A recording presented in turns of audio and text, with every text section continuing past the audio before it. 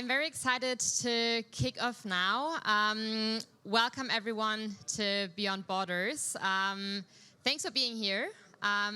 Also thanks to the team who pulled this off. I'm very excited for a full day. Some exciting content, meeting new people and learning. And to maybe kick off the most important, because probably not every one of you knows me. My name is Hanna. I'm the CEO and one of the co-founders of Localyze. But I'm not only that. I've also been an expat for a bigger part of my life. I spent a year in Argentina. I did internships in China and Central America. I worked in the US, worked across the globe.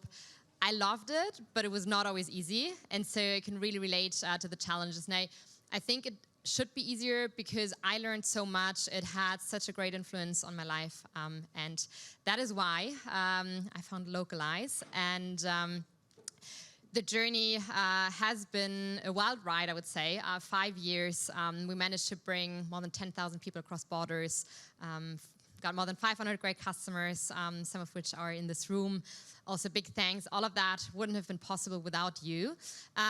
We also got some validation from masterminds of the HR scene, I would say. And we've expanded.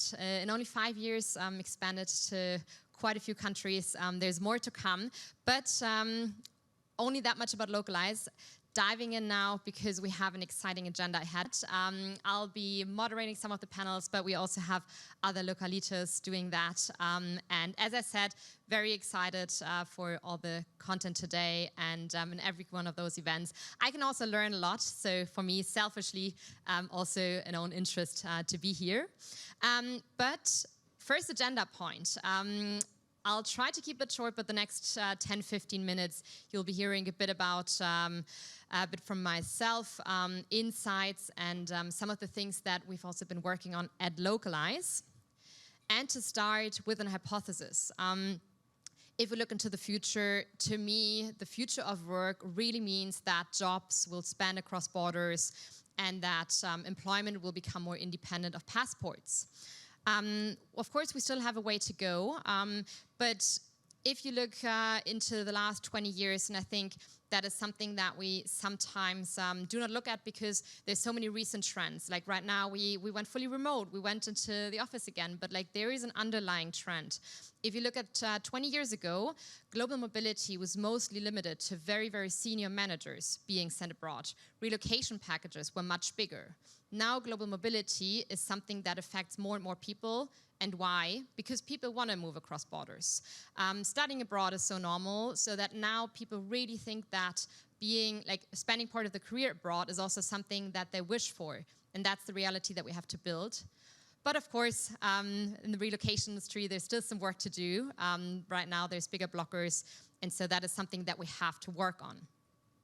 Interestingly enough, especially if now you look at the trend towards more in-office setups again, there is still a push for more flexibility within jobs, more hybrid roles being created. And that is something that, to me, comes with a, let's say, compromise between, of course, also offices, or like, let's say, meetings are important for the culture, but flexibility and like the wish that we talked about initially of people wanting to move across borders, we have to find a middle ground between that. And one very, very interesting fact in there to me is that we will be starting to see differences between countries driven by people and like, again, driven by also the way that they want to work. That has been a study.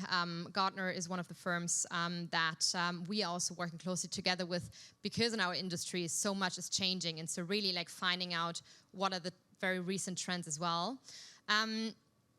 Another very interesting thing right now, if we talk about like blockers and enablers, is everything that's happening on the immigration side with migration policies. And right now there is movement because also governments have seen that they have to act. And like if we now bring all of that together, we have on one hand the fact that employees push across borders. We have on the other hand the fact that we are still trying to like figure out what is this ideal setup between in-office and remote. And then we have the immigration policies. All of those three things are shaping the path how quickly are we getting to a world where really 80% of employees can move across borders during their employment. But what we are seeing right now is that despite a lot of stuff happening, companies are increasing their borderless hiring, and they increase the way, or like the amount of people that they move across borders, which for me is very positive. But still, there's some open questions that are really on top of mind right now. One is, how do we respond to internal and external pressures?